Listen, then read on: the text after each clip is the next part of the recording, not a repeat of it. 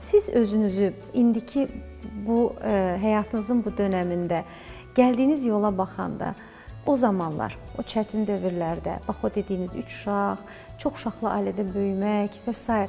bu məqamı xəyalınızda təsəvvür edirdinizmi? Əlbəttə ki, heç vaxt təsəvvür eləyə bilməzdim. Çünki mən ixtisas ekonomistəm. Mənim ətrafım demək olar ki, rəssam yoxdur. Sənətkarlar var idi, amma rəssamımız yox idi. Və mən evdar bir xanım idim. Evdar bir xanım idim. Yəni, evdar bir xanım ancaq nə arzulaya bilər? Balalarını böyütsün, yerber eləsin, oxutsun, ailə qursunlar, nəvələrimə baxım. Evdar xanımın fikirləri ancaq bu ola bilər. Amma inanın ki, siz deyirsiniz, mən hiss edirdim nəysə, bilmirdim nəysə. Deyə bilmirəm, o biraz çətin məsələdir. Çünki Allah Teala insana belə deyək, o həyat deyək yazısı var.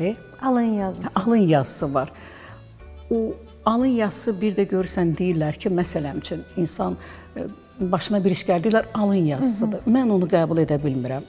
Alın yazısı insanın sənəti ola bilər, alın yazısı insanın gələcəyi ola bilər, həyatı ola bilər. Amma getdi başına bir iş gəlsə, bu insanın özünün günahıdır.